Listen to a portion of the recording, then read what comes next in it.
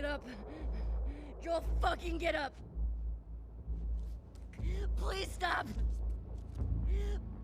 Please don't shoot.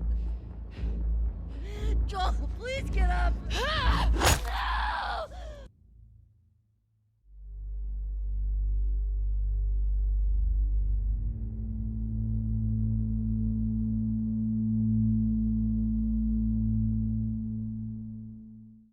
The Last of Us Part 2 might just be one of the most anticipated games of all time, with a 7-year wait from the original Last of Us, which was beloved by the majority of the gaming community, falling in love with the father and daughter relationship between Ellie and Joel, in almost perfect storytelling. The Last of Us Part 2 takes everything that you love from the original and takes a massive shit on it, from completely ruining the relationship between Ellie and Joel to the way in which the story is told. The whole game feels really incoherent from the way that it jumps forwards and backwards through time, also between characters. You mostly play the game as Abby, more so the second half of the game. It feels like the writers wanted Abby to be the protagonist, trying to make you, the audience, understand why she killed your favourite character Joel, which in what the fuck were they thinking?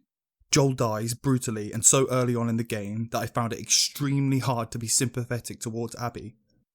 All the time spent playing as Abby made me feel taken out of the story, as Abby's story is not the reason why I wanted to play this game. I wanted to see Ellie and Joel's relationship grow, but they treat Joel like shit in this game, having Ellie hate Joel for saving her life from the Fireflies.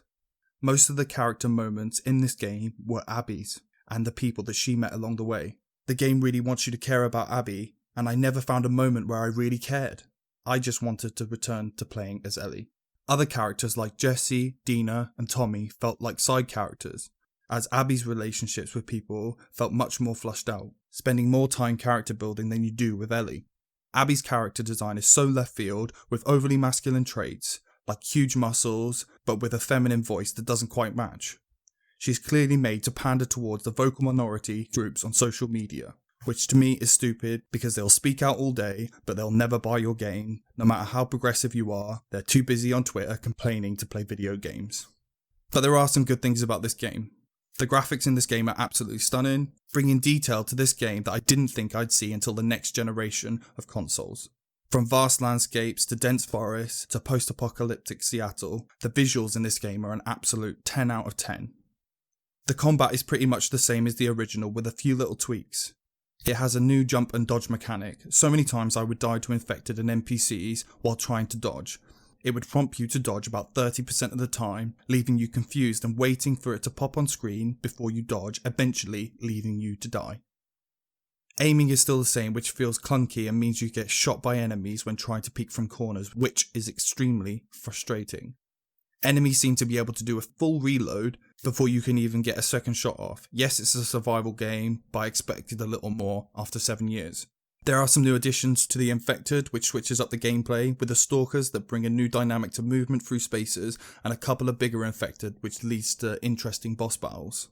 The level design is extremely well done, being able to move around or take enemies down through tall grass, which can sometimes be your best friend. But the puzzles in the level design felt mediocre. Throw a rope here, smash a window there. Would have been nice to have seen a few of the environmental puzzles be a bit more complex. Overall, this game is mediocre, from poor storytelling to desperately trying to push a character that you simply don't care about. This game makes some seriously stupid decisions, all just to subvert expectations, by killing characters when you only spent 5 minutes bonding with them, and then expecting you to feel emotional when they die. The only emotion I feel when playing this game is anger. Anger because of how Joel went out. Anger that I spent 60% of this game playing as Abby, who I simply don't give a fuck about. Anger in the fact that when you finally get back to playing as Ellie, that you don't even kill Abby, you just let her go. This game does nothing to enhance the last game or to further the story in any way that is satisfying.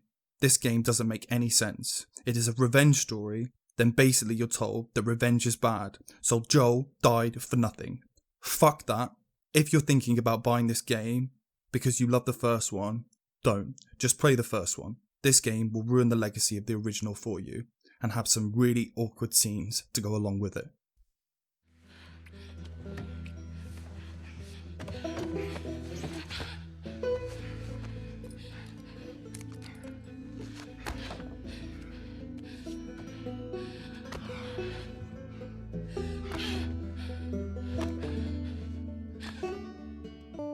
Thank you for watching, guys. If you enjoyed this video, please give it a thumbs up, subscribe if you want, and I'll see you in the next one.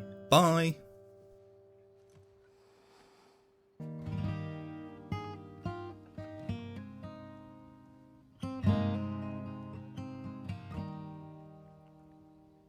If I ever were to lose you, I'd surely lose myself. Everything I have found here, I'm not found by myself. Try and sometimes you'll succeed to make this man of me. All my stolen missing parts I've no need for any more, 'cause I believe, and I believe 'cause I can see our future days, days of